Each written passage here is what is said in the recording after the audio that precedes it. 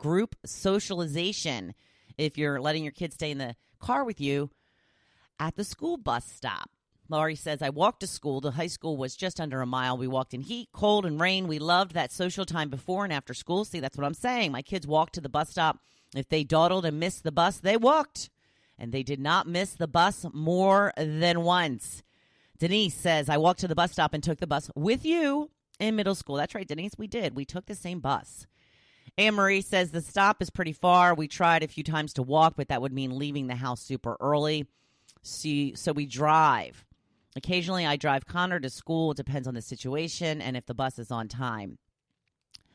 As kids, we walked to the stop. When we were older, I would walk to the high school and cut the field. Kelly says, nope, I did not get taken to the bus stop. And yes, I did take my kids.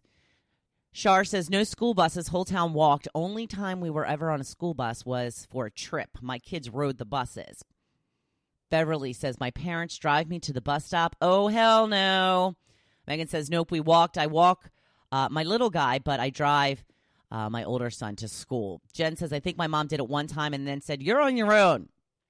Yeah, that's what happened to us. I don't even think we got that one time. She probably walked us to it when we were first day of school or something like that. Now, Adele says, we walked to the bus stop. My grandma would get us a flashlight at the beginning of the school year for those time change dark mornings. By fourth grade, we rode bikes the almost mile to school on most days. I wouldn't mind riding a bike to school. My school was way too far to do any of that type of stuff and on very busy streets. Larry says, I walked to the bus stop, walked in an inch of snow, which they close school for nowadays, up to 6 to 8 inches of snow. Walked to the bus during Hurricane David. I want to say that was 1979-80. Yes, we went to school. Diane says no and no to both questions. They walked, but sometimes I did get them from the bus stop if there was a bad thunder and lightning storm. I have to say I got like 28 comments on this topic. It's funny to me, the topics that take off and the topics that don't. You know, there's certain topics that I put up on the Facebook page, and I'm like, oh man, this is going to be huge. Everybody's going to be scrambling to answer this one, and like nothing. It's like, you know, crickets. Nobody, like one person responds, and a lot of times it's my husband because I'm like, Joe, can you respond so I at least have one person to talk about in my topic tomorrow? And then there's ones like this where I wasn't sure anybody would respond at all, and there's 28 responses. Kind of crazy when you think about it. So there you go. It looks like, and you know, I wanted to mention, Jim had said that since he had to beg for a ride so much, that's why he overextends to his own daughter, because he doesn't want her to have to go through what he went through. So, you know, maybe that's part of the issue. Part of the reason why kids are a little overindulged now is because we're all trying to make up for the times that we went through such trying times, because we didn't get a lot of sympathy back when we were growing up. And I've said this before. I think that Generation X, which is the generation I am, is the all-out, flat-out, all-time loser generation, just for the fact that when we were growing up, kids had no rights. They had no opinions. They were not allowed to do anything. You had to wait till you were an adult. So this generation has now turned their kids into the most important thing in the family unit. What the kid wants, the kid gets. The entire family dynamic is scheduled around the kid and their activities. And I just think it's never been our time, has it? It's just never been the time for us to focus on us. I guess maybe when the kids graduate and, you know, get off on their own, maybe that's the time. But it just seems like Generation X has really gotten the shaft. Just my opinion. So I'm going to go on to the blog post. And today I am talking about toxic people. Get them out of your life. Toxic is toxic. Now, I put up a little collage of quotes because I couldn't pick which one I liked the most because they're all so good. I'll start with toxic people never let things go. Can't move forward, bully, intimidate, lie, create drama, play the victim, act out of fear and insecurity. Another quote, people who are not happy with themselves cannot possibly be happy with you. True. True.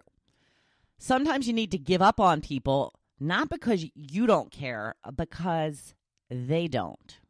Very true. And finally, you don't owe anyone anything except the same amount of respect they show you. Right on, sister friend. I hear ya. So you really, really need to remove toxic people from your life in order to be the best and happiest you can be. It doesn't matter who they are, family, lifelong friend. It does not matter. If you have gotten to a place where they are just adding stress, guilt, and paranoia to your life instead of joy, it is time for them to go. Now, don't just wipe people out without a discussion first. But if you have tried to relate how you feel and they either don't get it or don't seem to care, then it may just be time to move on. Now, my mother was one of those people for me. First of all, we are both very much alike. We were both stubborn, opinionated, strong-willed, liked to have our own way. So I understood my mother, and I recognized her motives much of the time because we thought alike.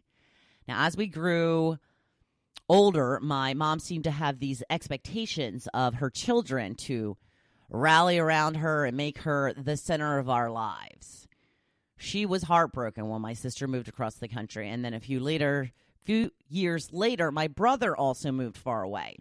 Now, when I moved just one mere state away to New Jersey, I was guilted with, now you're leaving me too. My mom was never really in good health. I can't tell you how much time I spent in hospitals waiting for her to get out of surgery after surgery. Many times she was rushed to the hospital with one ailment after another. She was in a coma one time for a month, and I went to see her every other day for that month. Not only was I concerned about my mother's health, but I would have been in big trouble had I not been there every moment I possibly could be. And then much to my dismay, when I was going in to have surgery not long after I got married, she told me she wasn't going to be able to make it. Not going to be able to make it. She actually did show up at the last minute, but left the second I was out of surgery, leaving my husband there all by himself. One time I sat in a waiting room for 13 hours waiting to see her after a surgery. I think she waited an hour for me once. And this was just, those 13 hours was just one time. I can't tell you how many surgeries. I sat in waiting rooms with my stepfather, waiting to hear back from the doctor. But anyway, as the years went on, we grew more and more distant.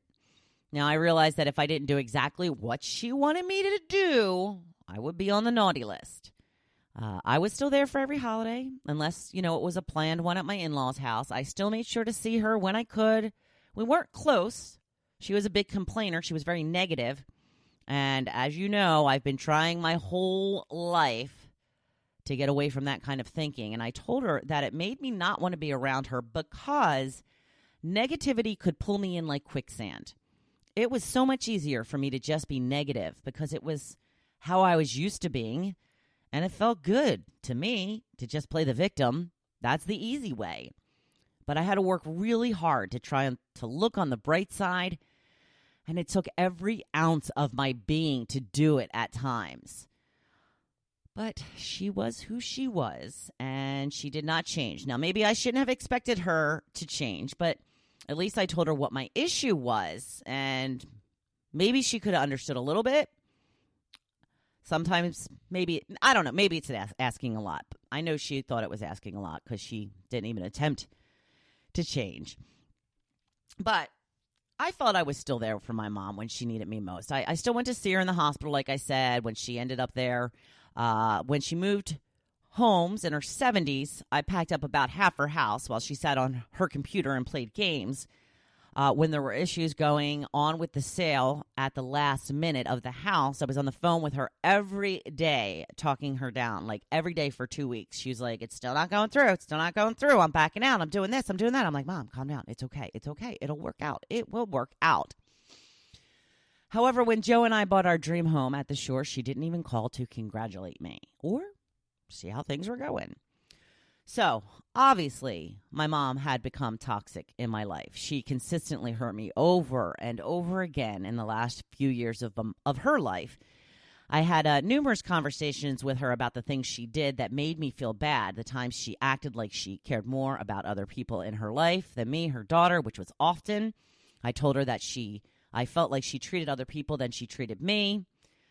She never wanted to hear any of this. She would dismiss it by saying that's not how she meant it, but she never did anything to change it, nor would she even apologize for it. So, I tried. I really, honest to God, sat down and tried to make her understand how I was feeling.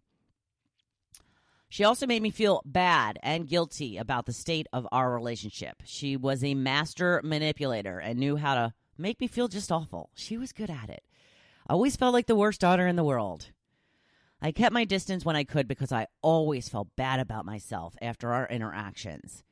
I tried to tell her this, again, did not make a difference in how our relationship unfolded. Now, when my mother died, I found out that she directed my stepfather to divide the rest of their assets in a way that did not include me. This was my mother's final message to me. You weren't good enough, and I'm going to make sure you know it. Like I said, my mother and I were very much alike. I know how she thought, and I know with 100% certainty that was the message she was trying to send.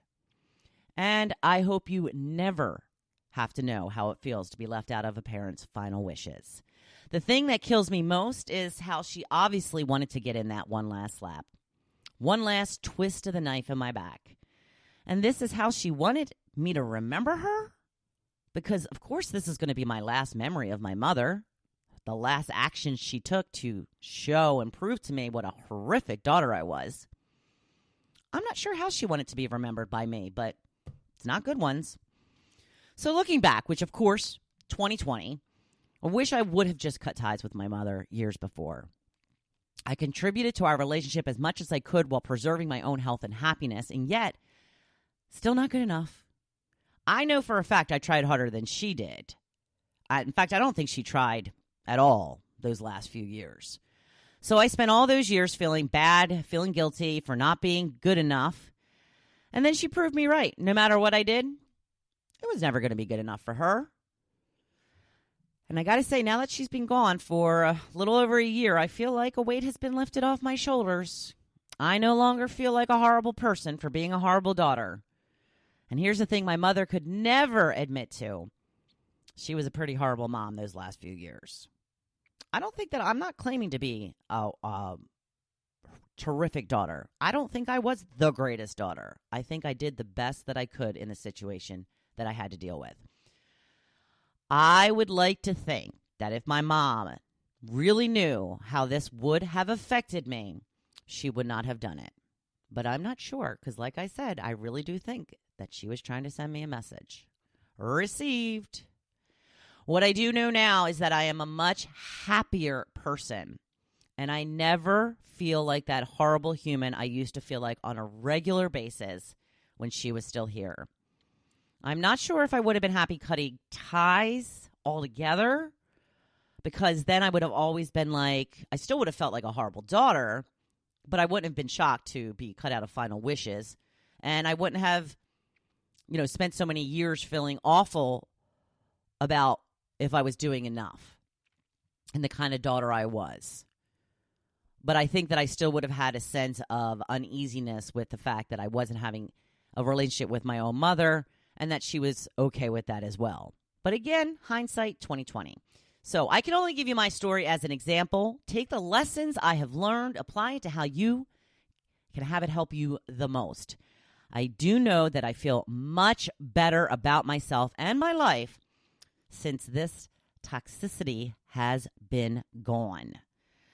So it is, I wish it were Cocktail Friday, Thursday, and boy, do I need me a cocktail now. Woo! So do me a favor. Think about how any of the relationships in your life may be damaging and what you can do about it. Because it's just this one life. You need to live it with as much joy as possible. And now, go make it your